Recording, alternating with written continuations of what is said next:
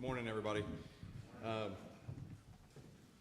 I'm standing here, I'm thinking I graduated from this university 30 years ago, which makes me feel old. But even with all of its money in 30 years, the technology is still fairly poor. So hopefully all this goes off without a hitch.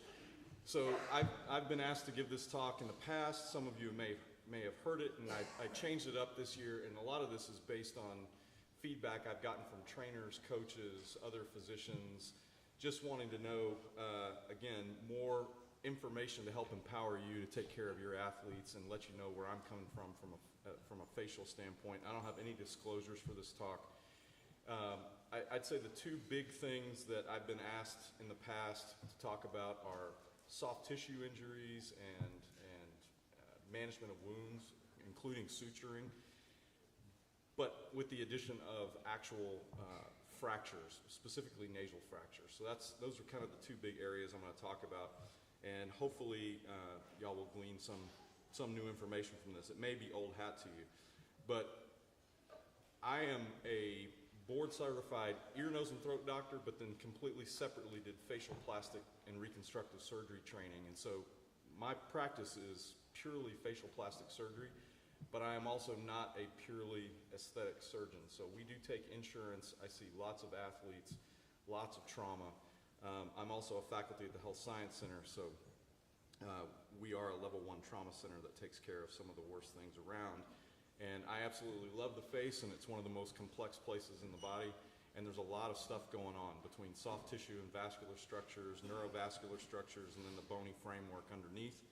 And it can be fairly daunting sometimes, but I'm going to try to go over some hallmark things that you can take home with you and keep in mind when you see patients or athletes in this case with traumatic injuries. So the face is obviously traumatized all the time. It's out there. You don't even have to be an athlete. We see it in every walk of life and every age group, and it comes from everything from direct impact to falls, just mishaps at home, and obviously there's a male preponderance of it, but that's actually evening out as we have more females in really competitive and contact sports. And I will tell you that probably I see more female patients than male patients, and some of that might be based on this bottom thing, which is the underreporting of what actually happens. People take a hit and they get up and they keep on going, and they may not even think about it for weeks, months, years. And so the actual statistics on it, it may be off based on that. You can break things down into soft tissue injuries and bony injuries, and sometimes these are combined. I'll mention a little about dental trauma, but I'm not a dentist, but I can at least tell you what an oral surgeon would tell you about certain dental injuries. One thing I would harp on is in a traumatic situation, whether it's a player on a field or a gunshot wound, a lot of things that draw your attention are things like blood, things like what you see, and that's not the most important thing. Even in a trauma center, you have to constantly remind people that the biggest thing is someone's airway. And I can tell you that, taking care of the Rampage hockey team for 8 years, that was our primary concern and why I was there. Not so much to take care of your broken nose, but because if somebody has an airway injury, that's the most critical thing, along with neurologic things. So we've seen this in professional sports recently. But thinking about your ABCs, if everybody's taking basic life support or knows about it, airway's always first. So making sure an airway's secure, making sure somebody can breathe. If they're talking to you, if they're communicating to you, they can breathe just fine. Their airway's good. But keeping all of these things in mind and being able to kind of triage the acuity of things. Fortunately, most of these kinds of really severe things are not going to happen that often to you. When you do have a soft tissue injury, first and foremost thing is just stop bleeding. And it's if you have children, if you've been around people, I mean, just putting pressure on it is by and large the biggest thing you need to do. And then cleaning a wound, just even with tap water, just to remove debris. And one of the things that I've seen in traumatic injuries are people that have been repaired in emergency rooms that come back weeks later that have things like grass, gravel, glass in a wound because it wasn't appropriately cleaned. Now you've got an entirely different problem to deal with. So just keeping things clean is one of the biggest things you can do at the beginning. And for us, yes, every parent that comes in with an athlete, and many athletes are mainly concerned about scars, particularly on their face. We can deal with scars later. That's not the first and foremost thing that I'm worried about. So preserving function, stopping bleeding, preventing infection, getting somebody back on the field or back to life, those are the biggest things to know about. Everybody that I see at all of my practice also, if you put stitches in, you take the stitches out and they say, okay, I'm healed. But that's not how soft tissue heals. So I don't care if it's, you pop a pimple on your face or you have open heart surgery. The healing that's going on in that tissue is going to take you a full calendar year. It's just biology. And so when a wound occurs, your body is naturally trying to do some things to close that wound, protect you, tighten the wound. It's going to get tight, it's going to get firm, it's going to get hard, it's going to get pink as it revascularizes. These are all just normal parts of healing. And so being able to talk to people and say, what you're experiencing is completely normal, it's not out of the ordinary, and it's going to take you, for a young person, you tell them it's a year, and they think, their life is ending because that's such a long period of time. But really, that's what it's going to do. And it's going to take a good 8 to 12 weeks before things start to soften and start feeling normal. And that's when somebody like myself can deal with scars, but not acutely. I'm just going over a couple of things about wound healing. Your body's going to do a lot to try to clean a wound on its own. And whether you close it, bandage it, steri-strip it, glue it, it's going to close. It's just a matter of, is it going to heal appropriately and favorably? And again, if it doesn't, then we cut out, in this, I don't think I have a pointer here, but if you have a mature wound with a bad scar, you cut it out later and then we revise it, we come back to fight another day in a better scenario. Most things are handled topically. And I'm sure you guys have an armamentarium of all of these things: cleaning products, local anesthetics, antiseptics. One point I'd like to make is Neosporin is not our friend. It's out there. I wish there was a black label on Neosporin, but if you look at population statistics, about 20% to 25% of people with topical Neosporin will develop a contact allergy to it that looks somewhat akin to poison ivy or poison oak. It will blister, and if this is on your foot, probably not such a big deal, but on the face it can be a really significant thing. If you talk to a dermatologist, anybody who takes care of skin, Neosporin is not our friend. So if you're going to use an antibiotic or think you need to, just plain bacitracin. And aside from that, a lot of times you don't really need an antibiotic, you just need moisture. So things like, these are all just over-the-counter products. Of course, nothing there. But a wound that is moist and clean is going to re-epithelialize on its own. When something dries out, it forms a scab. That dryness prevents epithelial migration, and it's going to delay wound healing. It's going to make scarring worse. It may make the tissue tighter. So things like Vaseline and Aquaphor are probably the best things that you can put on something. And once the tissue is epithelialized, the only thing in scientific literature ever to be shown to improve a scar is silicone. So not Medderma, not vitamin E, not steroid injections.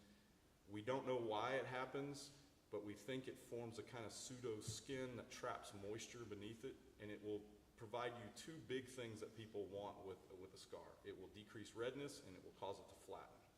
But you can now, you used to have to get these things special ordered or prescriptions, but you can get something like Scar Away. Oh, it's not up there. You can get something like Scar Away, Scar Fade. You can buy these at H-E-B now, Walmart. They come in strips, they come in gels. Strips are usually for the body.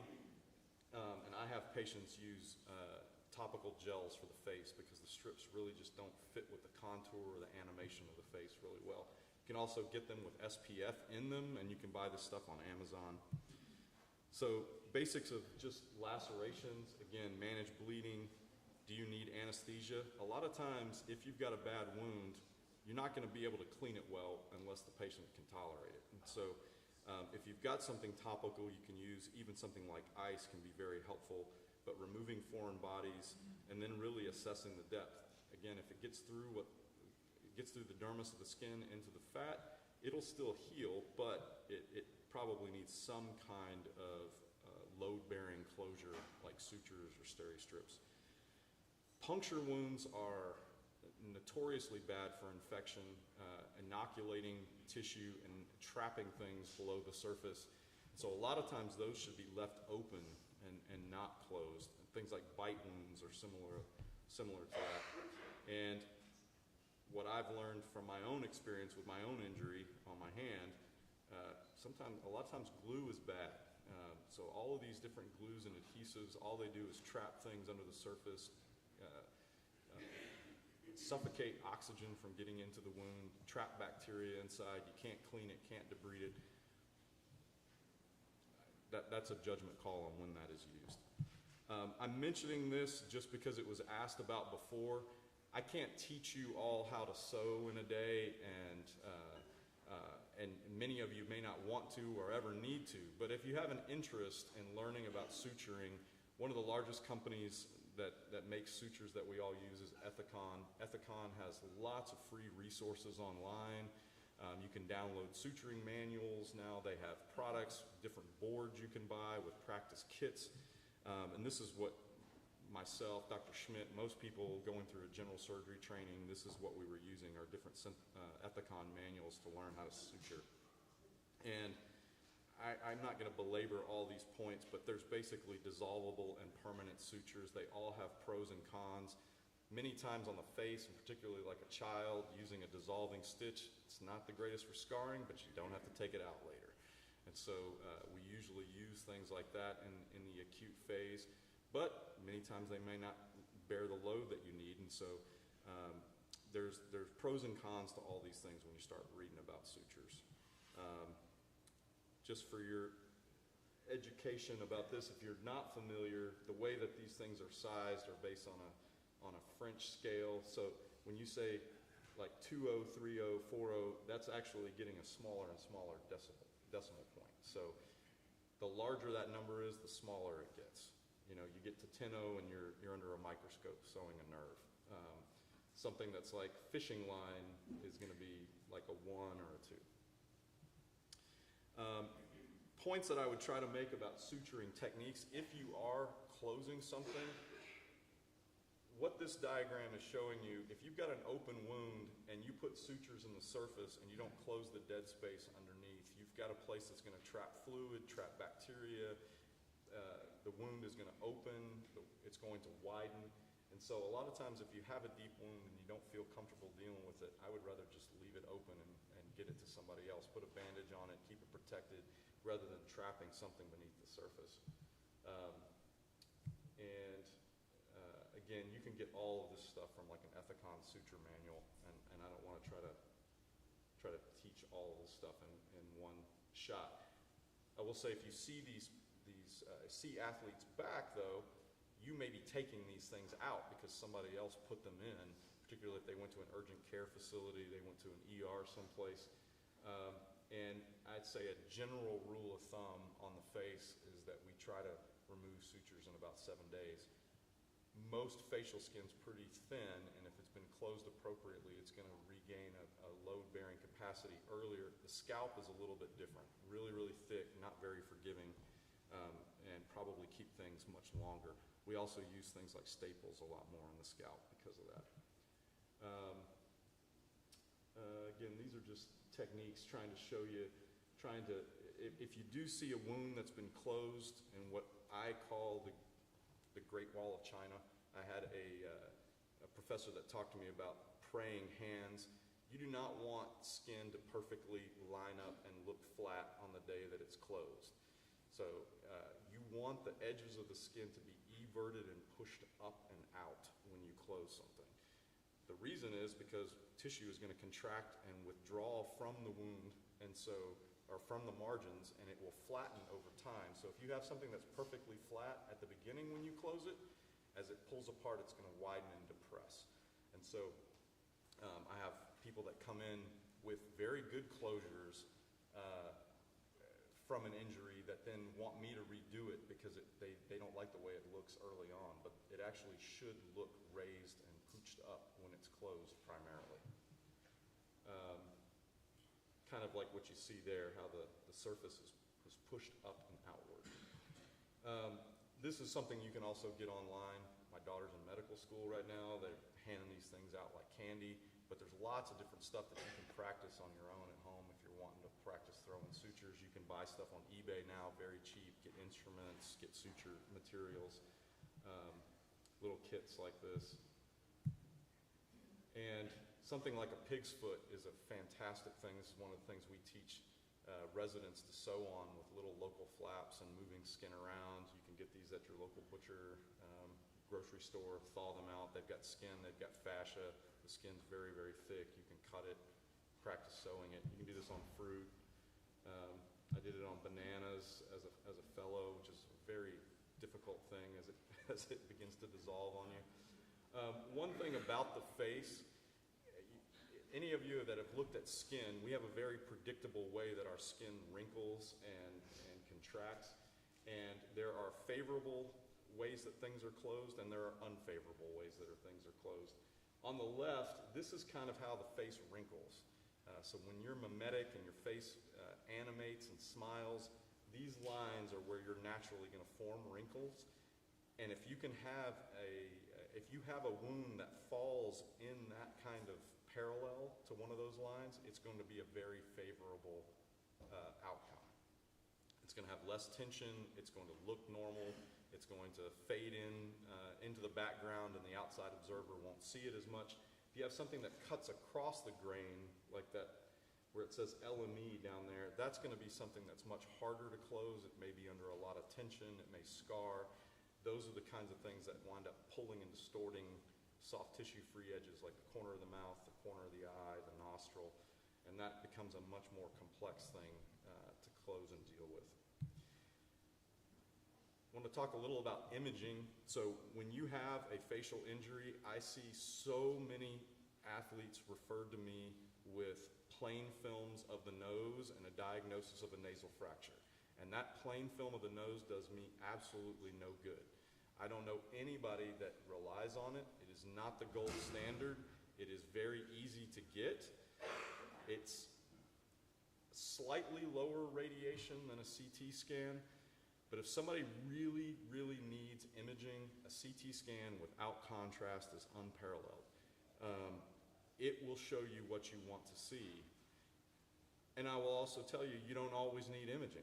And so if you've got something that's an external deformity that's obvious, somebody's cheek is depressed, their forehead's depressed, their nose is off, they've got neurologic signs or symptoms, they've got numbness in a specific area after being hit, you know, their teeth don't fit together well, they can't open their jaw, they got vision changes. These are all things that we want to image, but an x-ray by itself is going to do us no good. The flip side of that is you don't always need an x-ray of any kind. And so a lot of this stuff can be judged clinically, and if there's any question, myself or colleagues are generally very willing to try to guide you on that, and then we can see them and decide whether or not we need to do it. A lot of times I get athletes that come in that have had a plain film, and then they do really have some fracture and injury, and now I've got to send them back to get a CT scan and radiate them again with a film that did me no good. You know, this is just an example. These are all images of CT scans with facial fractures, and you know, you can see these in all different dimensions. Now pretty much every software package you can build three-dimensional imaging off of these as well, and they're very instructive, not just for a surgeon but for a family, to show them sometimes how bad something is and sometimes how insignificant something is. A crack in the face with bones that are not displaced don't necessarily need repair at all. So the way I talk to families about this is I think of the face much like a hard-boiled egg. So if you crack the egg, tap the egg and crack the shell, but basically all of the shell is still aligned, it's adhered to the egg underneath, nothing's displaced. All of those fracture lines, if they're not under load-bearing tension, they're going to heal. The problem becomes when something's depressed, peeled away, and altered. And so hairline fractures, parents especially really freak out about hearing that they've got something like a face fracture, a nose fracture, a cheek fracture, but a lot of times those don't have to be fixed. I want to spend a little bit of time, because this is probably the biggest thing I see are nasal fractures. It's the most common facial fracture and actually accounts for a large majority of fractures in the body in general. Your nose is out there. People get their nose fractured at multiple parts in life. Sometimes you don't even know it was fractured. And in my opinion, it's unfortunate that the majority of these are done under general anesthesia, fixed under general anesthesia. So we'll talk about that in a second. They can be fixed very nicely and done well in the clinic under local anesthesia, even in children. I've done 2 young boys in the last maybe 6-8 weeks, both baseball players in Bernie, both took balls to the face with really pretty bad nasal fractures, both of them very mature. You have to be very slow. You have to there's a lot that goes into it, but you can reduce these fractures without taking somebody to the operating room. There are lots of classifications in nasal fractures. Again, you can have things that are displaced a little bit. You can have things that are displaced a lot. You can have things that are impacted. And these are things that we need to intervene on in a pretty short period of time.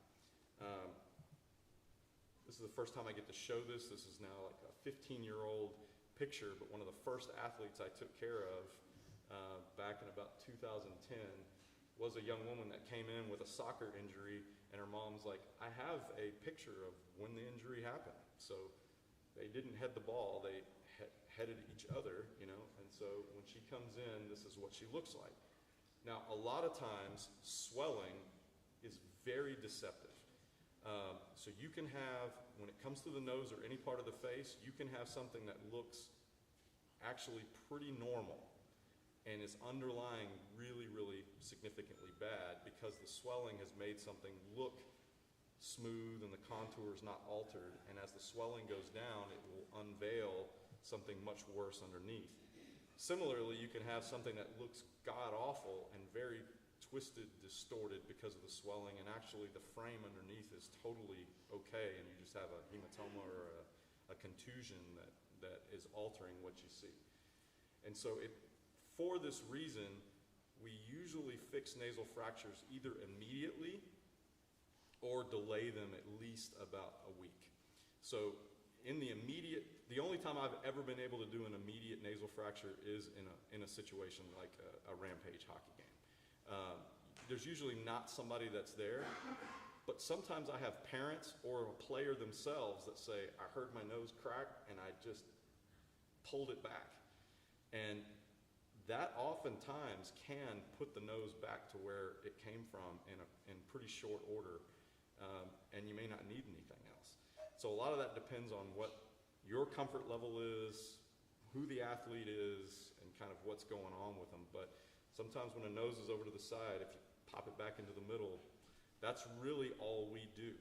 And we'll go into this a little bit. But you look at her at the beginning, she's got black eyes, you can see the soft tissue of the nose. Our nasal skin is very thin, and so a little bit of swelling goes a long way to make things look distorted. And her nose is a little over to her right. And this is a little worse. This guy comes in from basketball, and this is reducing him in the clinic right after he presented. So you can see the entire pyramid, the nose is leaning, septum's leaning. This is a little worse. This is somebody who's had a fracture a long time ago, and now it's healed this way. And so this is going to require an open surgery to fix. And so we'll talk a little about the timing of these things. You can also have people that have, on their anterior view, they may look straight, but if they've saddled the nose and they've had an impact that's collapsed the dorsum, that can be a much more complicated problem and something that really winds up in the long term, not only affecting aesthetics, but really blocking their breathing. You know, this is a woman that, you know, had a bad saddle and fixed it. So again, lots of different variations of nasal fractures, and it just depends on how bad it is. Really, the way we reduce nasal fractures is just with a hand and a blunt instrument that looks like a butter knife. The bones are all this is what I tell athletes and their parents. The bones are too small to I can't do Dr. Schmidt's surgery and put screws and pins and things into nasal bones. They're like cornflakes. And when I do something like an aesthetic rhinoplasty, we make strategic cuts in the nose and then mold the bones. The bones are trapped between the lining in the nose and the skin soft tissue envelope, and once you mold them into position, they're going to heal in that configuration. And so a lot of times when you've got an acute injury, these fractured segments pop back into place like little puzzle pieces. The problem is sometimes you pull them back and then they fall in, and that becomes a bigger issue. But in general, just using manual palpation like this can disimpact the nose and move it back. So take-home points are, you don't always need imaging. What I want to know is, does the nose look different? Does the nose work different? And you have to rely on the athlete and their parent a lot of times to tell you what that really is. We try to reduce it early on. Once you get to about 10 to 14 days, most bones, particularly in young people, are forming a fibrous union, and they're not going to be you're not going to be able to manipulate them as well. And really, once you get into the 2 to 4 week range, everything is solidifying, even if it's in a bad position.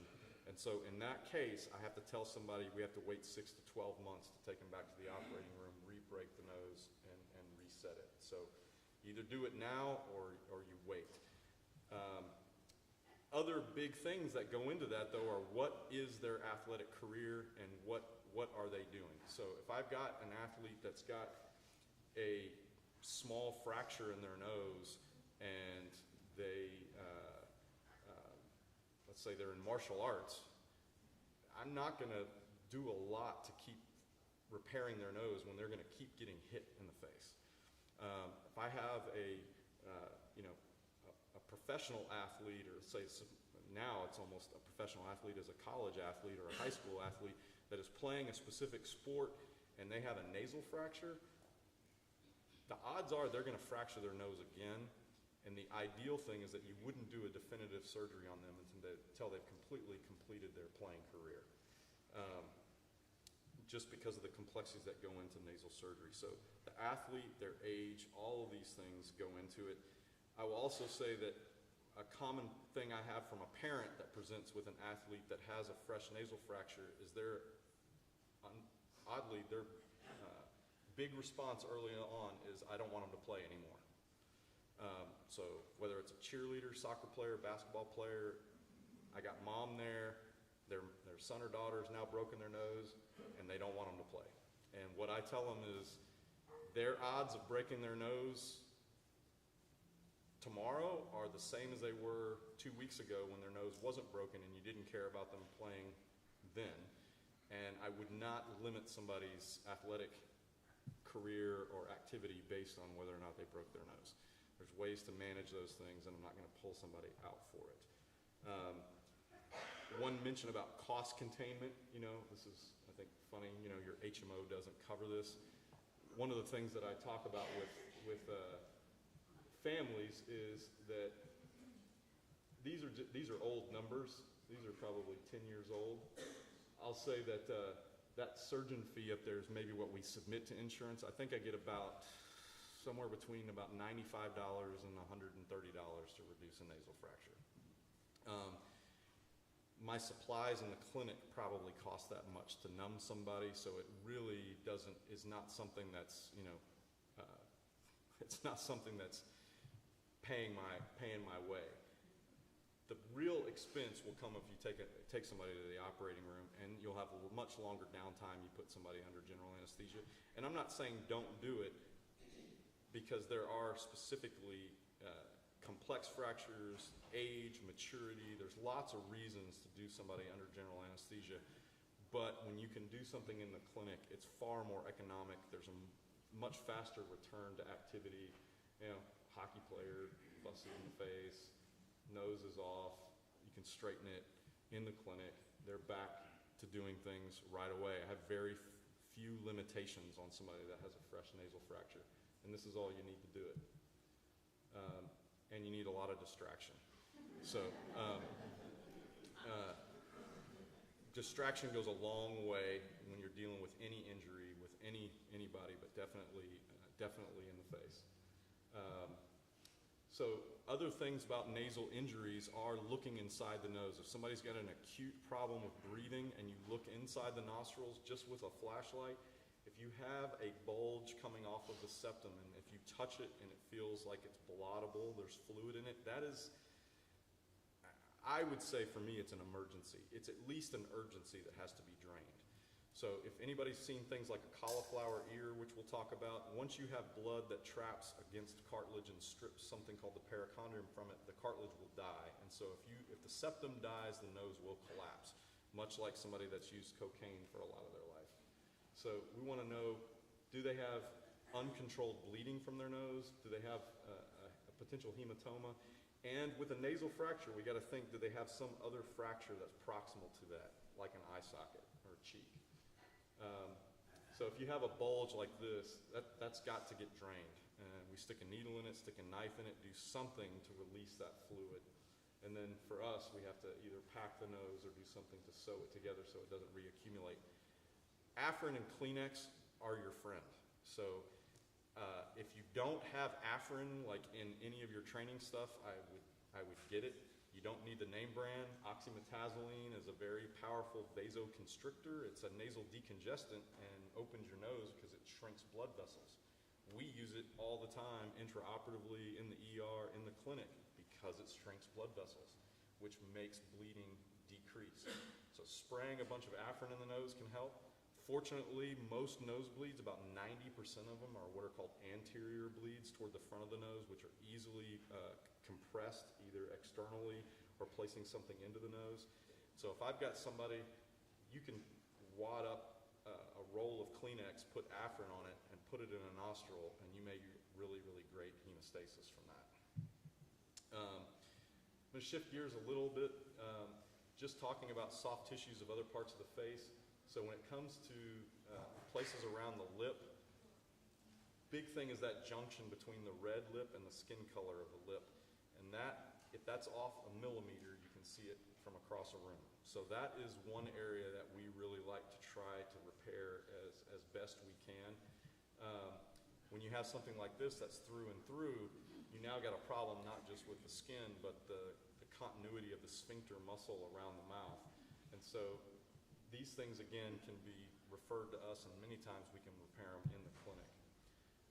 Other things about oral injuries, if you've got somebody and you tell them to close their teeth and they can tell you instantly that their teeth don't fit where they recall them fitting 30 seconds ago, that's a potential problem. If somebody can't open or can't close, and then they have pain and a lot of times, interestingly, associated numbness, those things are indicative of a likely a mandible or a midface fracture. One comment about teeth. Teeth get hit all the time. People bite, jostle, they're not wearing a mouth guard, maybe they are wearing a mouth guard. But if a tooth is loose in the socket, you can basically just compress it back into the socket. The tooth will survive and get them to a dentist. And they can put a splint on it that will salvage the tooth. The tooth is still sometimes salvageable, even if it's ripped the periodontal ligament and the tooth has come out. And most oral surgeons I work with recommend putting it into milk. There's an entire reason why that helps to close some of these channels in the bone and stabilize the health of the tooth. But if you can keep it in the socket, do that. The problem is that if you have a bunch of loose teeth or you've got teeth that are coming into the mouth, you can either swallow them or they can become an airway foreign body, so you don't want that. But sometimes this is one way. And if you had a mouth guard and you're able to push a tooth back in and wear the mouth guard as a splint, that can also get you to a dentist to keep it in place. So cauliflower ears, again, trauma to cartilage like this is going to kill the cartilage, distort the cartilage, and that fluid needs to be drained. I don't know if any of you have seen these, but I've had a couple of MMA fighters that have come in. These are marketed specifically to mixed martial arts. They are a magnetic system that compresses the ear to try to prevent fluid reaccumulation. And I would caution you about them, because what I have seen is that the pressure this is applied on here is so great, it often necroses the skin on both sides, and now I've got an entirely new problem to deal with. So we do want to have pressure on it, but the magnet may not be the best option. Cartilage also is avascular, and if it gets infected, it can be very hard to treat, and one of the only ways to do that is with what's called a fluoroquinolone, like ciprofloxacin. But if cartilage is exposed, we've got to get that covered. If there's a hematoma, if the ear is avulsed, those are things that are more emergent that we need to take care of and get in to see one of us sooner. Small things like this on an eye, that probably doesn't even need stitches, doesn't need glue, doesn't need anything. That eyelid skin is so thin, it's sitting on muscle, it will heal beautifully well.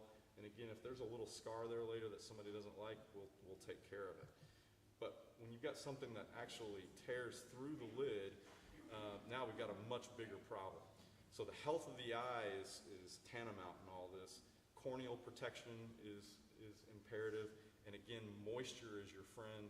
An eye patch until somebody gets to see us, using something like a lubricating eye drop because their blink may be off. All of those things need to be taken care of sooner than later. And again, trying to remove foreign bodies, eye wash stations, flooding the eye. With lacerations or blunt injuries, other big things to look for is just getting somebody to stare at you and have them follow your hand and look at how their eye moves in all directions. Because if one of the eyes is trapped and can't, or they keep telling you they have double vision, these are warning signs that they have an orbital fracture. So if somebody's got a change in vision, that's a big deal. If you see an acute injury with blood under the conjunctiva like this is a sine qua non for an orbital fracture until proven otherwise. So it may not be an operative fracture, but that kind of bleeding under the conjunctiva can tell you that there's an orbit fracture. And I don't know if this shows here, but if you're looking at an eye and you see a layering of blood in that chamber behind the cornea and the iris, that is an ocular emergency. That, not just an ER, well, you'd have to send them to an ER, but they need to see an ophthalmologist right away because that can threaten the vision of the eye and increased angle closure glaucoma in that eye. Y'all probably are aware of all of these different things, and I'm just going to talk about a few different sections to go over. One thing I failed to put in here are frontal fractures. So if you have somebody with a forehead injury and it's depressed, that too is something that needs surgical attention likely, because the sinuses can be affected and you've got a brain behind it. So if you have a crumple zone here, it served its purpose, but it's going to need surgical correction. This concept is very important for us when it comes to facial fractures, is this buttress system. So these vertical and horizontal buttresses of the face are where all the strength is imparted. When you have fractures, little cornflake fractures in between these, but the buttresses are intact, there's no surgery necessary whatsoever. If you have a single crack through one of these buttresses, but all the other ones are intact, also probably don't need surgery. But once you start fracturing multiple ones, you get a three-dimensional contortion of bone, and that's something that leads to malocclusion, problems with the eye, physical deformities, depression of the cheek. Now you know that they need surgical correction. There's a lot of stuff going on in the eye, and one thing to be aware of with an eye socket is that it's shaped like a cone. So what you see on the outside is going to narrow internally, and if you put anything into that space, like bone or blood, it's going to push the eye forward and put pressure on the optic nerve, and those become surgical emergencies. And again, they would present with people having profound pain, often nausea and vomiting when they try to look in different directions. They may not want to even turn their eyes. They will constantly want to turn their body only and not let their eyes track because of the pain of it.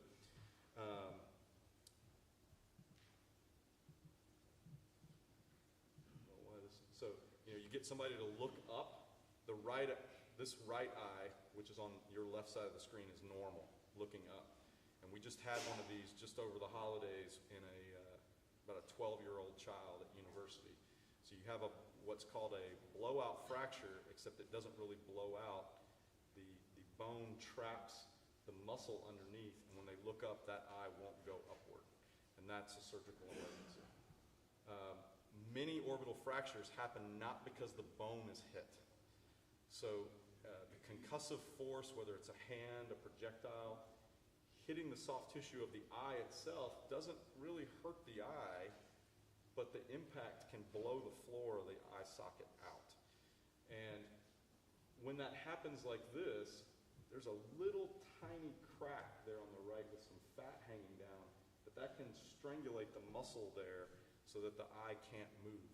And that doesn't look like a bad fracture, but it can be an emergency like in that child. The opposite is the whole floor blows out, all the fat falls into the sinus, the muscles fall into the sinus, and then what happens is the eye begins to fall back into the socket. So you can see in these pictures here, if you look at the light on the cornea, on this left side, they're not in the same place. And that can help you determine whether or not somebody's eyes are actually off, particularly when there's swelling that's distorting the picture. The eyelids also don't oppose the eyeball. So there's a space now between the eyeball and the eyelid because the eyeball has fallen back into the orbit. And that needs to be pushed up and out. We're almost done with this, but zygomatic fractures, cheek fractures here, a lot of times a lateral impact will push the bone in, and then the classic sign that it's an emergency is they will not be able to open their mouth. So it will impinge the temporalis muscle, and they won't be able to open. So when the cheek is depressed, like on that top left, you can see how the bones are kicked in. That's somebody that would have trismus, or an inability to open the mouth, and that needs to be popped back out. And then mandible fractures, they often come in twos. So if there's one fracture, there's almost always another one. The mandible doesn't, I don't know if anybody saw Jake Paul's fight recently, and his mandible fracture, and I'm reading all these comments underneath with the Monday morning quarterbacks talking about how he's faking it because he was hit with a right hook in the left face, but they're like, but he has two fractures in the jaw. That doesn't make sense. He's making that up. So the jaw, think of taking a pretzel and trying to break it in only one spot. You can't really do it. You can, and it does happen sometimes, but generally if you have one fracture, you've got another one, and they happen in fairly predictable ways. But the guide here is we use your own teeth to guide back to where the bone needs to be, wire the teeth into position, and then open, plate, screw, fixate the bone. These kinds of injuries, somebody's out. It's probably not going to be in any contact for at least 6 to 8 weeks, at least. And these can turn into life-threatening kinds of things because an untreated mandible fracture, particularly if it's open in the mouth, you can get an infection that spreads into the neck. You can have expanding hematomas, things that wind up compromising the airway. And so it's a much bigger deal. And then one of the favorite things we see are things called Lefort fractures. And just as a historical thing, Lefort was a French anatomist of sorts that would take cadavers and take these large projectiles like bowling balls and drop them from a high height onto these faces over and over and over again. And you come up with very predictable fracture patterns. So on the left is a Lefort 1. If somebody's entire upper jaw moves around, that's a problem. If you get up into a 2, the nose and the upper jaw will move around. And if you get into a 3, you have what's called facial cranial disarticulation. You can grab the face and the whole face will move independently of the skull. And so these are all things that are definitely emergencies, and I will tell you, most of this stuff is not going to be happening in an athletic environment.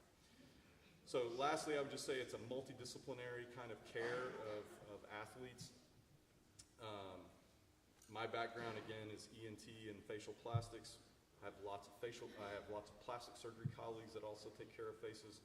Oral and maxillofacial surgeons often have to get involved, and dentists and ophthalmologists, particularly for many of these eye injuries. If you do have an eye injury, the other thing I would mention to you is just getting someone in to get a baseline eye exam, because if they don't have that at time 0, you're not going to know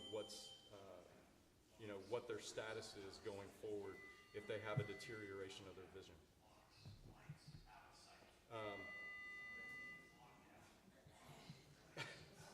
I guess my last slide here.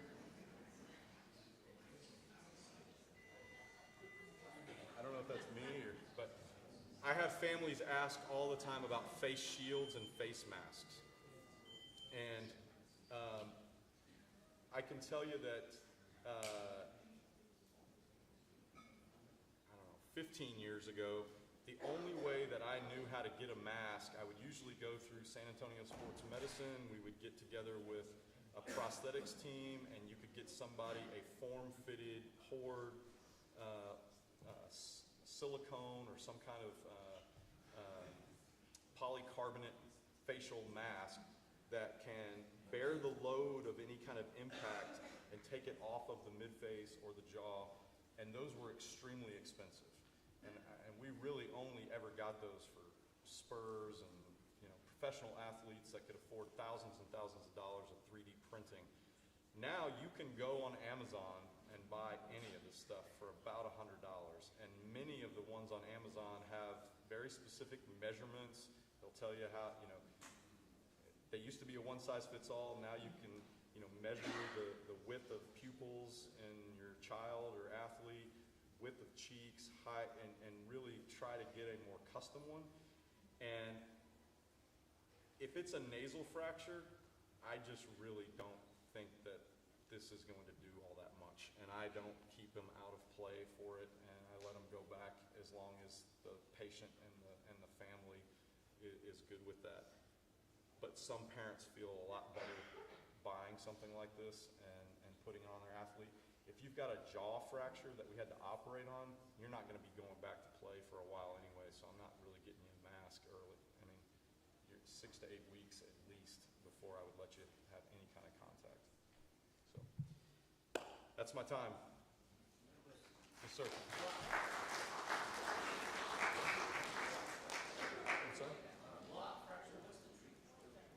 So the question was, on a blowout fracture, what's the treatment? So in the child that just has the trapped eye, we make an incision into the eyelid and go along the floor of the eye and release the muscle from the bone. And we usually have to put something that dissolves in there to allow it to heal so it won't reform. In that big blowout that's lost, you may have to have wider access, and you have to put usually titanium or something called MedPore, but some form-fitted replacement for the eye socket to basically hold the contents up.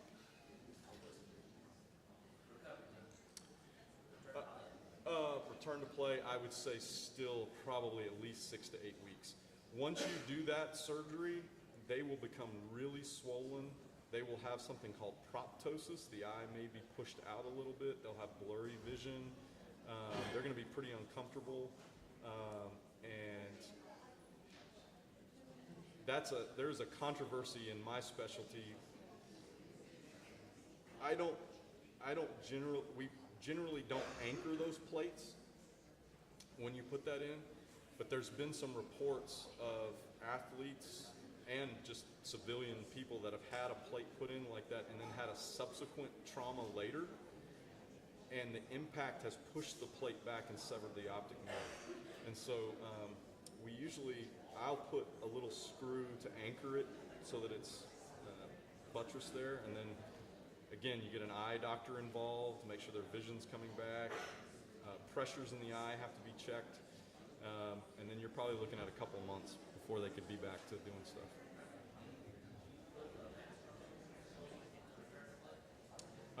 Those I probably would, yeah.